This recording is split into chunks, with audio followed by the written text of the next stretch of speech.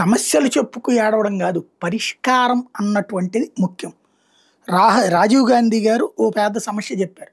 అయ్యో! మేము ₹100 పంపిస్తుంటే పైనుంచి కేంద్రం నుంచి పబ్లిక్ దగ్గరికి చేరాడు ₹10 అవుతుంది. ₹90 దారిలో వాళ్ళు తింటున్నారని. దానికి పరిష్కారం ఏం కావాలి? మోడీని చూసి నేర్చుకోమనండి. ఎంత సింపుల్‌గా చేశాడు. అందరికీ బ్యాంక్ అకౌంట్స్ తీశాడు. బ్యాంక్ వాళ్ళకి చెప్పాడు, మీరేమి మినిమమ్ బ్యాలెన్స్ పెట్టద్దు ఆళ్ళకి. జీరో బడ్జెట్ అకౌంట్స్, జన్‌ధన్ ఖాతాలు. తద్వారా బ్యాంకులకి కోట్లాది మంది ఖాతాదారులు వచ్చారు. బ్యాంకులు బాగుపడ్డాయి. సేమ్ టైం అంతో ఎంతో డబ్బులు వేయడం వల్ల బ్యాంకులకి డబ్బులు రొటేట్ అవుతున్నాయి. దానికి తోడు బ్యాంకింగ్ సెక్టార్ మీద పబ్లిక్ అవగాహన పెరిగింది.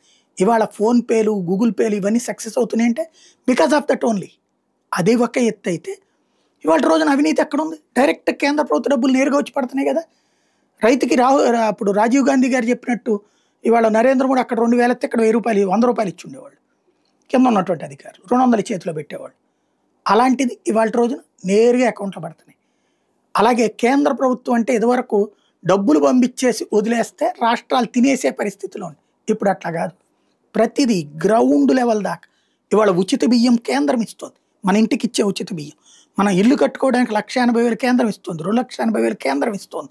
ఏది పేదలకు ఇచ్చేటటువంటి ఇళ్లలో. అట్లాగే మధ్యతరగతి ₹2.5 లక్షల అకౌంట్ డైరెక్ట్గా వేస్తుంది ఇల్లు కనుక్కుంటే కట్టుకుంటే. ఇది కేంద్రం ఇస్తున్నటువంటిది. ఇవన్నీ అంటే నేరుగా కేంద్రం మన దగ్గరకు వచ్చేస్తుంది.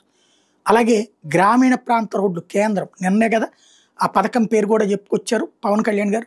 ఇప్పుడు చెరువులకి కూడా, చెరువులు అంటే సరిగ్గా నిర్వహణ ఉండాలి. కట్టలు తెగిపోతుండడం, గండిలు పడిపోతుండటం, అట్లాగే ఇవన్నీ గందరగోళంగా పాచిపట్టిపోయి ఉండటం కాకుండా చెరువులంతా కూడా పూడికలు తీసేసి ఎప్పటికప్పుడు దాన్ని చుట్టూ అరుగుల్లాగా సెట్ చేసి వాటి మీద నడిచేందుకు ట్రాక్లు వేసి చెట్లు ఏర్పాటు చేసి వాటి ఒక ఉద్యానవనాల్లాగా ఏర్పాటు చేయాలి.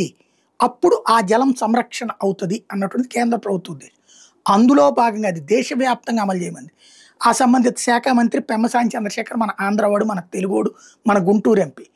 ఇప్పుడు గుంటూరులో అట్లాగా ఒక చెరువుని సెటరేట్ చేశారు. ఆ చెరువు తరహాలో దేశవ్యాప్తంగా చేయబోతున్నారు.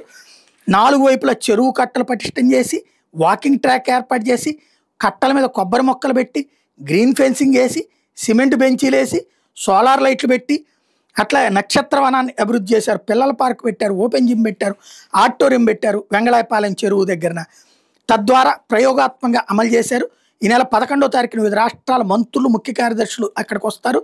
ఆ తర్వాత దేశవ్యాప్తంగా ఇలా అమలు చేయబోతున్నారు.